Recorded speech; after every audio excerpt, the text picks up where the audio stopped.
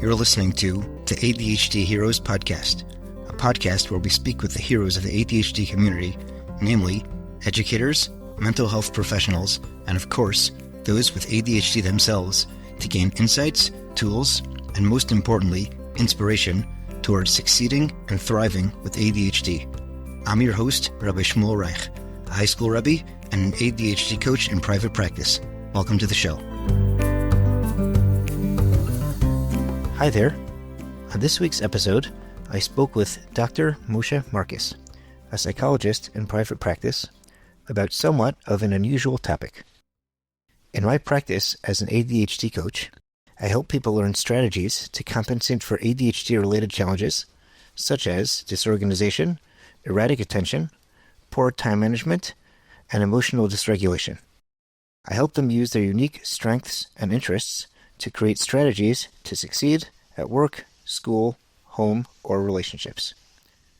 There are 2 ADHD-related phone calls that I get of people who are seeking my help for whom I know that coaching is not really what they need. Those 2 things are addictions and a phenomenon called failure to launch. In both of these cases, what they really need is a therapist who can help them process difficult experiences and understand difficult emotions. I have a forthcoming episode in which we discuss addictions with therapist Shimi Feintuck. And today's episode, we discuss with Dr. Marcus this phenomenon called failure to launch. Failure to launch roughly refers to an adult who is not progressing in life the way one would expect at their age. They're not pursuing a family, they're not pursuing a career. There does tend to be overlap between ADHD and failure to launch, which is why we're talking about it. And Dr. Marcus, who treats failure to launch, came on the show to discuss more about what failure to launch is, how it intersects with ADHD, what family members can or should not do to help. This episode is a bit more dense than most, but you can definitely still listen while driving your car or folding the laundry. Enjoy. Dr. Marcus, welcome to the show. I'm excited for our conversation about failure to launch. Thanks so much for having me on. So first, let's start with a little bit about yourself and your background. Okay, so I'm a clinical psychologist. I in practice and private practice on Upper West Side of Manhattan in the 5 towns in Long Island area. I work with adults as well as children and couples, and so in the work that I do with young adults, the issues of failure to launch and finding oneself, finding one's path in life, these are things that are very much part of the challenges that are presented in that stage of life. And so this question of failure to launch is very much part of the kinds of issues facing young adults. Wow. Okay, so what exactly is failure to launch? It's not a clinical term, right? So not in a technical sense. You won't find it in the DSM. Right. But failure to launch is, it's kind of a cluster of difficulties that all kind of coalesce around the difficulties that someone would face transitioning from, either late adolescence, teenage years into young adulthood, or from young adulthood into sort of, fully being a young adult, kind of living independently, job, earning income independently, living on their own, relationships, marriage, everything along those lines. And so failure to launch is a kind of a situation where somebody is coming out of those years and, they may have not been able to get through college, or they may have kind of begun college, not finished, or have finished college and ended up moving back with the parents, or just a kind of typical situation where people are not really finding a path forward for themselves, and end up oftentimes not being able to live independently at that point. Got it. So what age group are we talking about, I guess, more specifically? Like, I guess what's the younger end? I guess the older end could be as old as it is. What's the youngest end that would start to look like failure to launch? And what would that look like in the day-to-day? In other words, what would a parent or a young adult need to see to say, I think I'm failing to launch? So I think my sense that we're talking about kind of, either kids who are finishing high school and kind of that next step of transitioning into young adulthood, college, or in every community, its own markers, its own sort of its own rites of passage. Job, working, whatever the next kind of stages are at that point after somebody finishes high school, and experiencing a real sense of it not working, it not going, and not being able to make it through that next stage, and finding themselves kind of going back home in a way. And I guess that would be sort of at the younger age of this phenomenon. And then I guess the older age people who kind of made it through college, but haven't found any kind of stable career path, any sort of rich relationships with friends or romantic partners, and kind of it ends up, after they finish the structured part of their life, the scripted part of their life, the part where sort of this is what you do and this is how you do it, and then it kind of falls on them to find that next step. It kind of is inside. No one's telling you what to do or how to do it, or you must do it.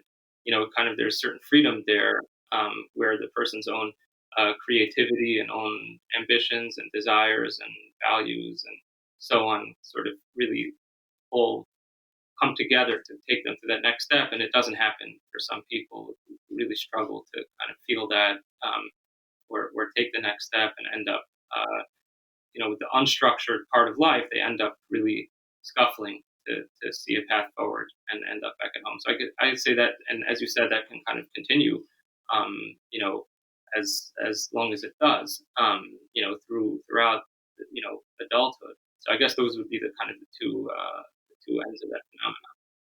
Got it. So if I'm understanding correctly, you're saying that to a certain degree it can be subjective based on what the communal expectations are, Yes. but the common denominator is going to be the step beyond where structure is created by someone else. At that point, they sort of start to sputter. I'm getting that right? Yes, I think so. Yes. Okay, so this leads us to I guess, the general subject of the podcast. Where can ADHD and failure to launch intersect? So it's a great question, and I think there are many different pathways and many different aspects of it that we can kind of talk about and highlight, to kind of spur people's thinking and just help round out the picture, add some depth to it. So I guess one thing that will be helpful, I'll mention this, kind of as a larger framework to help us think about it, sort of the way that I think about it in my work. The psychoanalyst Erik Erikson is kind of known, and all the developmental psychology textbooks that are used, is known for his stages of psychosocial development. He kind of thinks about the challenges going all the way from infancy through the end of life, as each stage representing a set of challenges that a person kind of goes through psychologically and emotionally, and ideally masters a different aspect or a new way of thinking about themselves and thinking about the world and experiencing the world. So, for instance, just to run through a couple of them that'll probably be relevant for us, as a broad outline. So in infancy, for Erikson, the first stage is trust versus mistrust. Baby, and then going through whatever babyness, exactly the number of months and so on and so forth. But just thinking about a baby, it's has needs. It needs to eat, needs to nurse, needs to have a sense that it's taken care of. It's totally dependent on the mother, on the caregiver. So it needs to have a sense that it's going to be taken care of, that that its parents will take care of it, that the world is a place that's safe, that is a place that provides for its needs, and that it can trust people. You think about attachment and all the attachment research, what it means to sort of form that basic sense that the parent is going to protect them from anything that's unsafe, and attend to their needs, and make sure that they are all right in a really fundamental sense. Then you kind of a child can walk out of infant can walk out of that, maybe walk, but sort of make it out of that stage, with a sense of having been neglected in the extreme end, neglect, uh, its needs were not provided for. It was left alone, unattended for long periods of time, absent parents, and sort of a moment-to-moment sense, and so on and so forth. Kind of the infant comes out of that set of experiences with a different understanding of themselves and the world, so on and so forth. So that kind of the stages where I think the ADHD becomes kind of relevant to think about and think about the interactions there are sort of the next stage was sort of autonomy versus shame, initiative versus guilt, industry versus inferiority, and identity versus role confusion. So let's kind of just go through some of those briefly and kind of That sounds like a lot to unpack. Let's do it. Let's do it. Let's do it. So in autonomy versus shame, if you can think about uh, you know tantruming and the child sort of has this sense of what it wants to do with its body, and what it wants to, how it, all sorts of conflicts, battles of wills between child and parent, and how the child sort of begins to hit up against the adult world, hit up against the rules of the parents, and the child has to work through this question of like, am I in charge of myself? What does it mean to be in charge of myself? The child has to learn to regulate his body, even kind of talking about toilet training as an important part of that. The child has to sort of learn to take control of his bodily functions, but to not just do what he wants, but to do it based on social expectations and parental expectations and sort of cultural rules.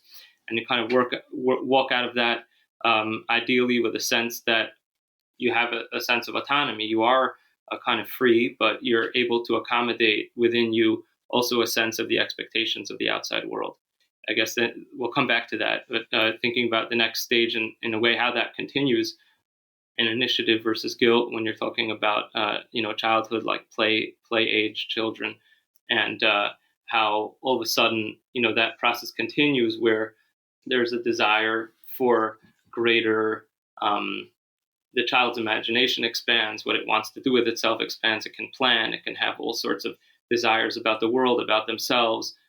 Children can feel jealous. They can feel all sorts of feelings towards other children, towards their parents, towards themselves, and all sorts of desires about what they want to bop their brother over the head or whatever it is that they feel. But these can be very intense kinds of feelings, and the child has to come out of that stage with a sense that the rules and norms, social rules and social norms that the parents represent, that they can identify with that. They can kind of walk out of it. Think of a child transitioning to school age, where it kind of knows what you're supposed to do, how you're supposed to behave in public, how you're supposed to behave in private, in the family, in the home, how you're supposed to conduct yourself around other people, what kinds of acts of aggression are permitted and what kinds of acts of aggression aren't, what the consequences are for aggression. But that requires, at least for Erickson, a sense of having taken in, having identified and internalized with the rules and the values of the parents, that the child kind of takes that in and knows what to do. And then you think about a school-age child and industry versus inferiority and the sense of school-age, like first grade. What age are we talking? First grade? Kind of going into elementary school age, and the challenges that are presented there to develop a sense of competence and a sense of self-esteem, sort of a belief in yourself as capable of doing the tasks that are required of you and doing them well. And handling those responsibilities that are required, that are kind of thrust on you, academic, homework, all of that. And, I guess we can take a break and just kind of think a little bit about how ADHD can play out in these stages before thinking a little bit about adolescence and kind of young adulthood. But so maybe we'll transition here just to talk a little bit about how ADHD can factor in. So if you think about, either, hyperactivity or inattentiveness, think about the challenges that creates, even kind of going back to the earlier stages. What does it mean for a child who is very impulsive to try to feel, constant, perhaps, this is sort of a dramatic sort of expression, but, just to bring it to life a little bit, a constant battle of wills with the parents.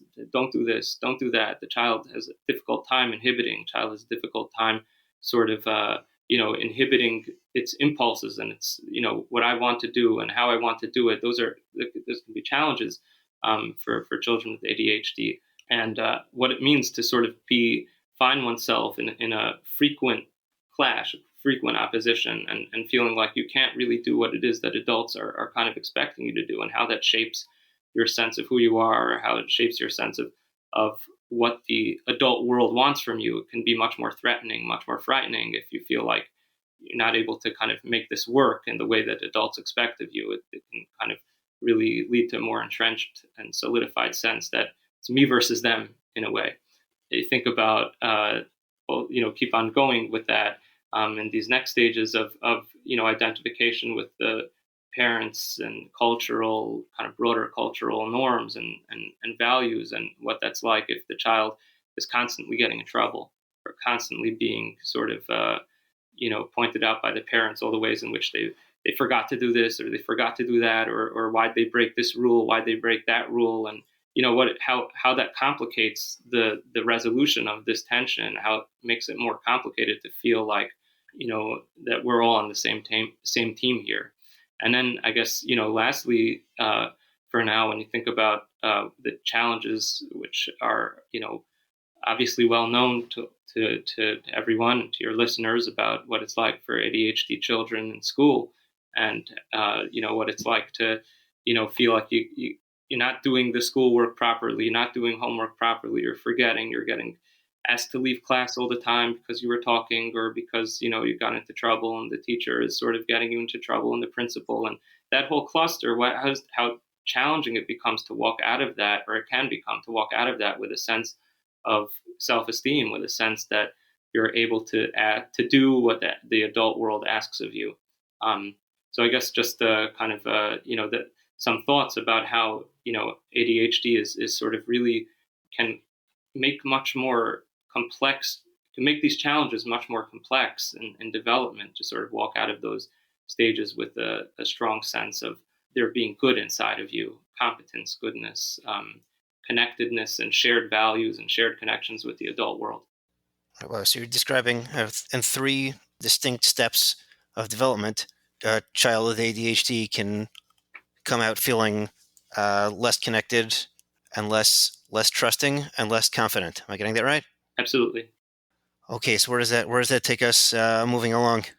So takes us on to the next step, thinking about adolescence and what some of It's the always a scary thought. Scary thought, absolutely.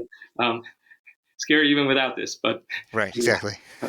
But what it's like, for what the challenges are in adolescence, to sort of really take, as a child enters adolescence, the child is now not just thinking about whatever kind of balance or tenuous balance, or ideally, having worked through these issues and satisfactorily, and felt really good about their place in the family and their place in the little corner of the world that is the child. Adolescence is now thinking about the whole world, thinking about the future, thinking about outside of the family, and the child has to begin in that stage of adolescence, or to sort of begin to imagine what they're going to be like as an adult, what kind of paths are going to be before them, who they are in a way, and how they relate to this broader adult world, not just their parents or their particular school or their particular peers, but sort of there's a broadening sense of where do I fit in this, and ideally what the child is sort of able to do is to take all the these challenges. For Erickson, they kind of re-emerge each in its own way, sort of comes back onto the dashboard, and in a slightly different way, and has to presents a challenge that can be worked through again. But thinking about ideally, you sort of take all of the strength that you've had at each of these stages, and that sort of fuels you, propels you to consider this next mountain to climb, which is who am I in the world, and what's my what kinds of thoughts am I going to have about my future, about the kind of person who I'm going to be, and who am I. And you kind of take all of those things with you, a sense of confidence, a sense of competence, the sense of feeling like the world is a place where you can kind of you can be yourself, and you can swim in it, and then and take that and kind of have a sense of confidence about how you're going to be in it as an adult. And so thinking about someone who struggled, maybe even mightily at these earlier stages, to consolidate and kind of really grab on to those things, you enter the stage and you don't have a sense of competence. You don't feel like you're able to do the tasks that the adult world, will ask of you. You don't feel a sense of industry. You don't feel a sense of initiative. You don't feel a sense of autonomy. You kind of come to see yourself as this person who is locked into battle, maybe with adults. I want to do what I want to do. I'm constantly getting into trouble, and people don't let me do what I want to do, and I want to have a good time. And there are all these rules that all seem very external and seem very far away from, the child's own sense of how the world should be. There's a larger split between, the child's sense of how they want to be in the world and what the external rules are. Or for, if you're thinking more about an inattentive child, a way in which, maybe there's a sense of like, of feeling like I don't really know what's going on here. I'm not really able to respond to the things that are asked of me, or I can't trust myself. I can't trust myself to do what's asked of me. That if I know I have homework, I can't trust that I'll bring it home, or that I'll remember it. These sort of basic senses. And then you ask the child like that, to start thinking about, well, to reduce it in, obviously in a reductionistic sense, but like, well, what kind of adult do you think, what kind of path in adulthood are you thinking of? What do you want to be when you grow up? And it's much harder to formulate that kind of a real answer to that question when you don't really see any of the roles in front of you as really being viable or as really being open to you. And so you can kind of end up with a sense of role confusion, a sense of like where I don't see any of these paths in front of me, going to college or being, this kind of professional or doing this kind of thing, or being, feeling like I know how things work and I can fix them and I can, you don't really see any of those as being you. You don't see a sense of how it's going to go for you in the world. And so there can be a real sense of confusion and here we can kind of start to think also a little bit, as you said, failure to launch is not really a diagnostic term, but we can start to think also about some diagnostic terms that maybe kind of come on board, in terms of, mood and depression and anxiety and, how much hope do you have about your future, and, and conversely hopelessness or feeling like, failure, depression, as we said, the whole cluster of things, we can kind of, really start to, think about it in a concrete way. And then I guess you think about someone like that through young adulthood, where the challenges of young adulthood in a way for Erickson is sort of beginning to really make a commitment to if you think about, college, you're sort of declaring a major or something like that. But there's sort of making a commitment to some path, not just sort of imagining it or wanting it, but actually sort of committing to what you'll be like as an adult, what in every culture, what it will be. What those rites of passage are to make commitments to the definite paths that there are in adulthood within that culture, and how someone entering that stage, and that also relates to relationships, having a clear sense of sort of who you are and what your values are, and so on and so forth, and being able to sort of say, this is what I'm looking for in a partner, what I'm looking for, in a spouse, and so on and so forth, and also to feel a sense of, if you enter that stage of young adulthood, also without that sense, but also maybe even with a sense of internal preoccupation or anxiety, like, I don't know what I'm supposed to be doing here, and sort of the person can be very much in their own world, and it's hard to be receptive or open to forging, strong connections and close connections to others, friends or romantic partners, and that kind of form a community in that age. So I guess just kind of taking a step back, so the sometimes the structure of the path can take a person along, the communal expectations, or what one does after high school, or so on and so forth, can kind of solve that problem to some degree for people, because they don't have to necessarily think very much about, okay, I'll, just use a kind of, example, okay, I'll go to college, that may not require all that much thought or imagination or soul searching. But it's sort of, as those more structured things kind of fall away, and what's required is more for the person to internally have their own compass and their own sense of, this is who I am, this is where I'm going.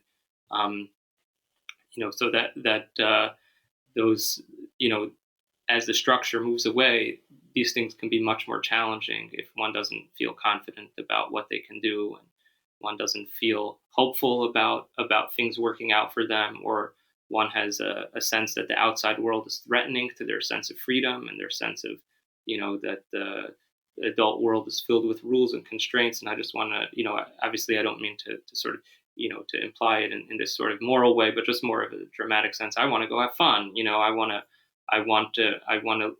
don't want to sort of subject myself to these sort of strictures of showing up in the morning to a job, or having a boss, or so on and so forth.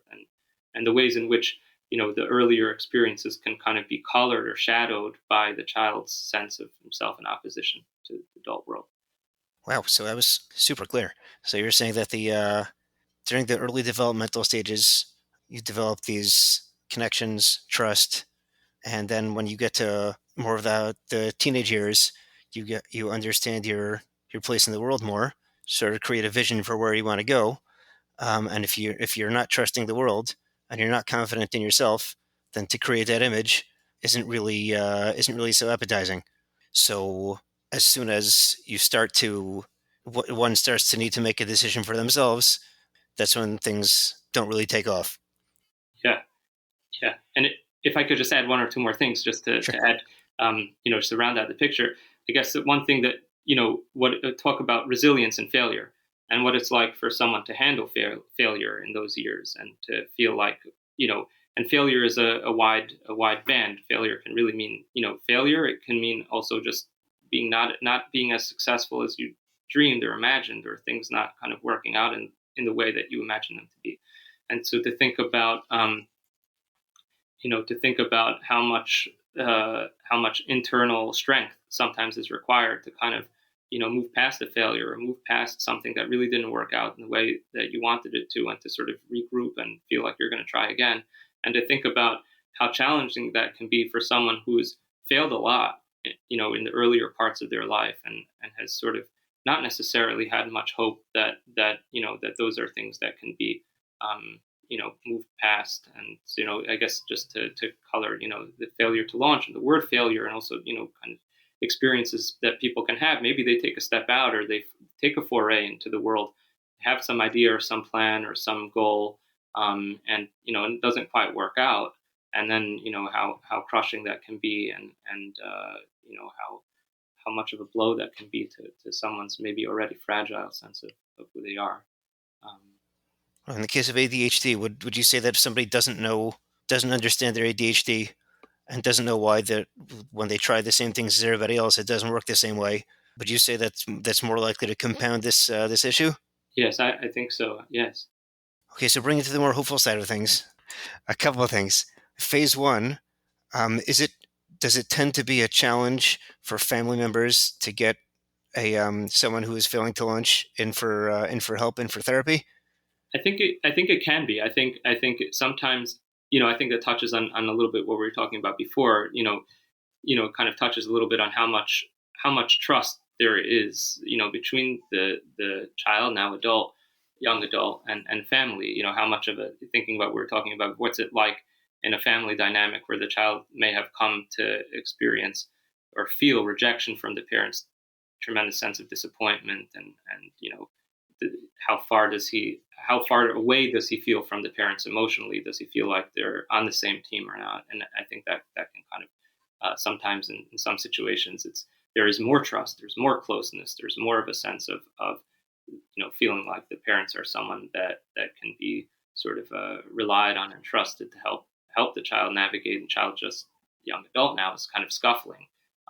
But other times there's more of a sense of opposition there, more of a sense of feeling like this is another sort of threat to their, parents trying to get them to do something, or therapy, or move out, or whatever it is that can feel threatening to someone who's, or may already have come to see the adult world as a threat to their freedom, a threat to their sense of Right. self. So you're saying if there's a lack of trust in the first place, so parents telling him to do one more thing that he doesn't want to do is just one more thing that he doesn't want to do.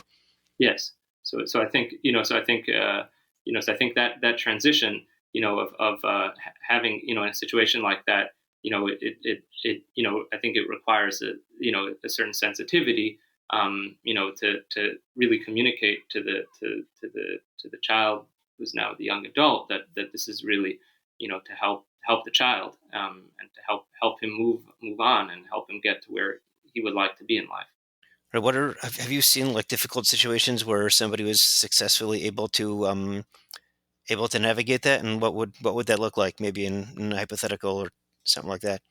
Sure. So I think, that ideally, like, what be looking for, let's say, in a therapeutic setting, is to help people, find within themselves the strength to take on challenges, the strength to put their foot forward, and tolerate the anxiety, and tolerate the fear that may be involved in that, to kind of identify in themselves what are their strengths, who are they, and what makes them unique and special, and desirable to other people, and what is it in them that they can kind of bring forth, and really, really bring to fruition and to flowering in themselves. And I think that therapy can be a very important and helpful space for someone to kind of, go under the hood a little bit, and look at themselves, and find what it is in them that is, that is special, and where it is in them, and that is a source of strength, and can be a source of inspiration for them. And I guess also to say, when thinking again back to the kind of diagnostic, frame, anxiety and depression, and therapy can be a critical and tremendously helpful place to sort of work through depression and anxiety, which can be, really, inhibiting, and stop a person from moving forward. Right, do those tend to um, complicate the process, or do they tend to be part of one package? I mean, the anxiety and depression along with the failing to lunch. I think that they're often connected. They're often, it's often part of they're part of the person's struggles. You always have a question of sort of like, what is first, what came first, but the chicken or the egg, proverbially. But I think kind of looking at the whole person, all these things kind of hang together oftentimes. Got it. What can family members do, either if somebody is um, resistant to getting help, or while someone's getting help, what can they do that's helpful, and what should they refrain from doing that might be either enabling or just a really bad idea or anything like that? I think it's an important question, and one that probably varies a lot from case to case. I think that it's important to keep in mind. I guess what I would say is, it's important to keep in mind sort of really the goal. The goal is fundamentally to help give this child, now, young adult, or whatever the right word would be here, to use, but to give the person, help them develop a sense of strength and confidence and competence. And so, I think that when you think about the goal and keep the goal in mind, that often informs, the action, in every situation, whatever it would be. But kind of keeping those goals in mind, I think is often really helpful. That the of course, how to balance that between, and in many ways, it's really one of the challenges of parenting in general. And every parent and every culture has a different way of thinking about that. But how much, always looking to provide the child with support on the one hand, and create the conditions for the child to be more independent on the other. And so, in some ways, that's really, it's an extension, maybe a particularly challenging, one, to know what to do. But in many ways, it's sort of an extension of the fundamental challenges and of parenting as a whole. But sort of the kind of, I think it's helpful to keep, when thinking about how in every situation how to handle those two competing motivations and two competing needs, is to kind of think about the larger picture, which is that really trying to do for the child, to help the child feel in themselves a sense of confidence and competence and ability to be vulnerable, to support the child's steps even in the face of vulnerability as they open themselves up to failure or rejection or whatever else may be as part of the process of branching out. Right. So if I'm understanding correctly, you're saying that you want to give them this sense that they can be independent, that they can be successful, but you have to balance it the way you always do, with the sense that you're there for them and you can help them. And here the balance may be a little different than it usually is. And you need every parent in every situation needs to kind of feel that out. Yeah, yeah. Um, That every situation, child may be very vulnerable, may have experienced a tremendous amount of failure or disappointment, and may be very vulnerable, or even have a sense of fragility, and that may speak to a different kind of more nurturing, more at the nurturing end of what how a parent would react to that. But for some children, there's more of a perhaps more of a sense of feeling like the outside world is threatening, you'd parent want to be able to provide a secure base from which the child, a secure emotional base, from which the child can sort of helping the child venture forth. as you're saying, if I'm understanding correctly, then ironically, sometimes when someone's feeling to lunch, what they need is more support, more help, more trust. I think so. I think so. Yes, I think Very that interesting. I think that these can be very challenging situations in terms of limit setting and rules and expectations of and frustration and anger and disappointment and mutual frustration and so on and so forth. And I guess just as I think about it, just the kind of principle to kind of keep in mind is the general principles of parenting, which are sort of nurturance and also building towards independence and being a voice of reality, of a sort of a trying to bring the voice of reality into the picture in a way that is both, again, supportive for the child, but also but is real and allows the child to keep those, to rediscover that momentum that takes a person forward. Are the parents often part of the process and meaning the I guess in touch with a therapist about how they should navigate the process? Because I'm sure they've been through a lot of frustration. They're probably coming with a lot of frustration. Do they tend to be, or is it harder because you're dealing with an adult? Yes, I think I would say that in most instances, it's really working with the adult, and so the both in terms of the alliance and in terms of all sorts of issues around confidentiality. The treatment is really with the child, now the adult, but and not with the parents. Although in some situations, especially if the child is very vulnerable or is at all sorts of risks of at risk in terms of their own behavior or their own safety, that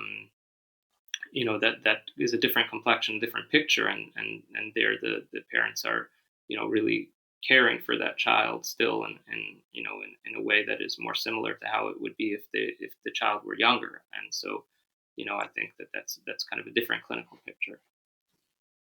Or is it common for the parents to have their own therapist separately and try to walk them through at the same time? I think parents could use support in because it can elicit for the parents a lot of conflicting feelings and conflicting priorities, and can be very difficult to sort it through. And I think it can be very helpful for the parents to have a space to kind of make sense of their own feelings and think through these delicately calibrated balances of competing priorities, and competing orientations towards a child. Um, are there early signs that someone might be heading in the direction of failing to launch? And if so, what would parents want to do? It's a great question. I think again, in terms of the early signs, we're thinking about children, at least from this perspective that I'm suggesting, thinking about children who are kind of, I guess I would say, the signs are the difficulties in making those transitions at earlier stages, in a way where if a child is sort of really locked in opposition to the adult world, that certainly, and kind of goes through, their elementary and, maybe even high school years with a sense of not really identifying with the expectations and values of the adult world. That certainly puts a child on a certain trajectory in terms of what independence would be like for them, and whether or not they, are ready for independence in that way, whether or not they're ready to take a step towards, committing themselves to those kinds of responsibilities and rules. Thinking about, the questions of self-esteem, a child who's failed a lot and really feels down on themselves a lot and really doesn't seem to have a spark, or a sense or an area, a sphere in which they thrive or in which they feel alive and kind of confident. That's something as well that is I would say is something to think about the implications of that. How can a child be supported to find those things so that they can enter adulthood with the sense of confidence, or a child who's experienced a lot of perhaps social rejection, peer rejection in school, or so I guess those would be in a way, the kind of the signs that a child isn't kind of making it from one stage to the next, or going in these stages in this process towards building to, a robust adulthood, that, would signal to parents at earlier on that something needs help over here, and, something needs to some intervention, and I think in many ways that's just really part of parenting. Parents will notice those things and think about them, but I think it's important for parents, to think about, not just the child's sort of immediate struggles, but, not in an alarmist way, but also to the parents keep in mind, like, the sense that they want the child to sort of emerge from a stage with a certain, a certain sense of confidence and competence, and have the kind of rich experiences in childhood that tend to move them forward into adulthood. With the. So if I'm understanding correctly, you're saying that if a parent sees that a child is not developing the sense of belonging or the confidence that they would expect at their age, in their social group, that might be a warning sign that they should try to compensate for those lacks, try to give them an opportunity to create confidence, an opportunity to sense more belonging, be more part of something. I'm getting that right? Yes, absolutely. Okay, Yes. great. What are likely to be false alarms? I mean, what are the things that parents might get nervous about that, like, they're just being kids? Well, I think it's an important question, and I think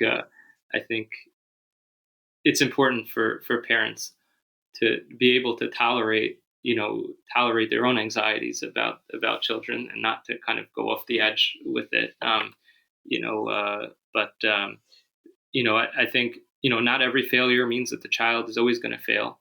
Not every social struggle, or difficulty with sort of peer acceptance, or means that the child will always be like that. Doesn't mean that that's the permanent, kind of course of events for that child. Not every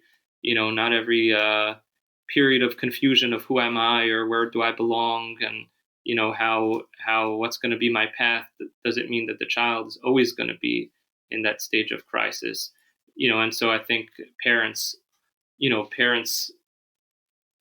can help the child more in some ways by being a secure base while the child kind of sorts those things through, and kind of works through those experiences. Parents can be supportive and kind of try to strengthen the child and be there for them, and in however ways those parents are able to, um, but without feeling like it's the end of the world, or the child is sort of you know is really doomed in some way. So I think there's always a you know it's a question of, I guess I would say, question of degree, in the sense of, like, is the parent's assessment that the child is sort of going through something, or is the parent's assessment and the parent's sense that, the child's character has sort of is child who is the child becoming? The child is, or who is it? The child becoming someone who looks like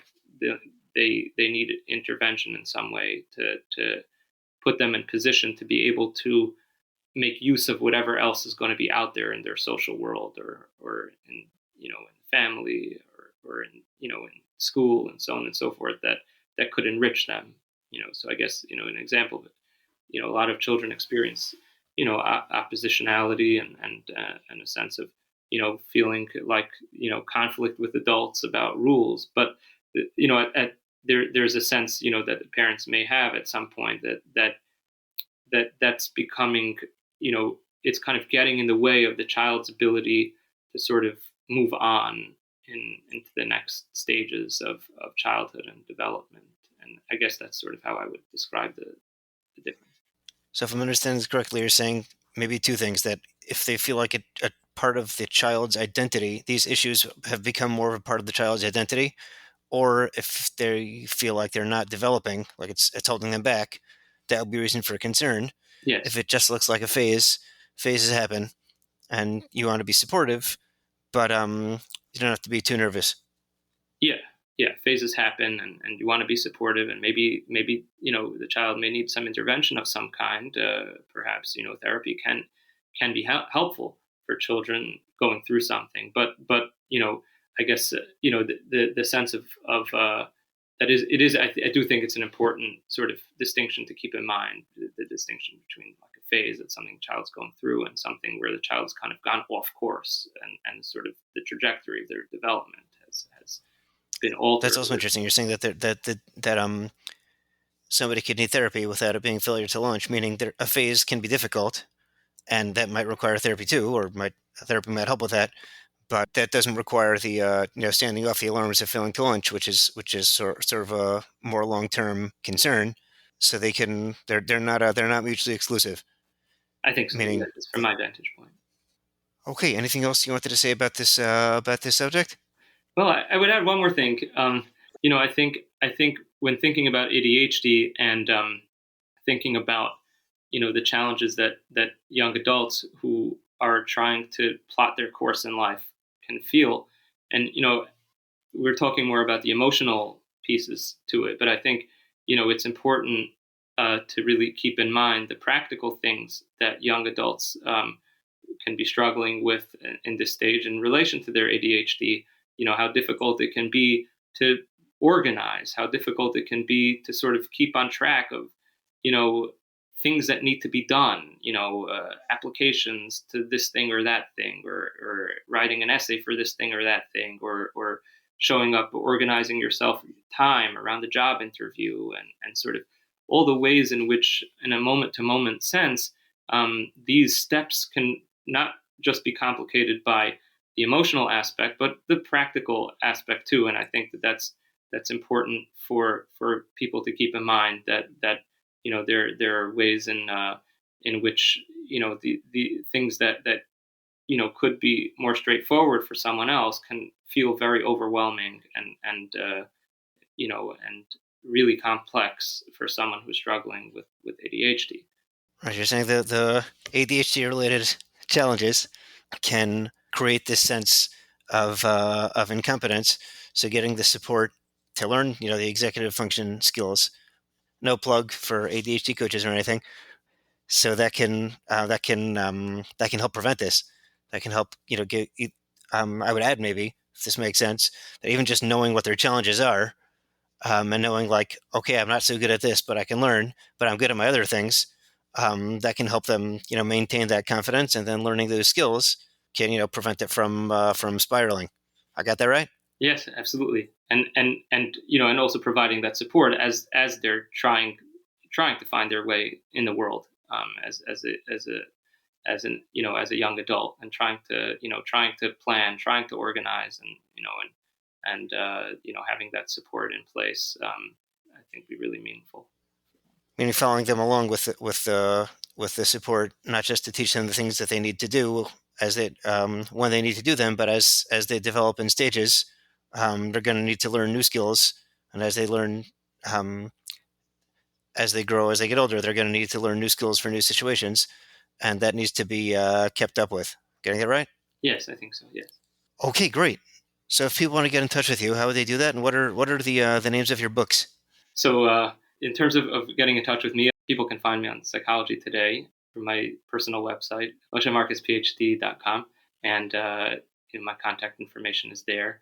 I have a particular interest in compulsive doubting and OCD, and so I co-authored a book with Stephen Tuber, who's a mentor of mine, professor of mine at City College. And the book is titled Obsessive Compulsive Disorder and Uncertainty, Struggling with the Shadow of a Doubt, and its focus is on OCD doubting and chronic indecisiveness, as well as the ways in which we develop our sense of our own judgments and our confidence in our own judgments.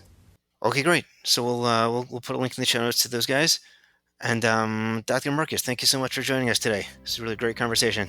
Thank you so much, Shmuel, for having me on. Thank you again for listening to this episode of the ADHD Heroes podcast.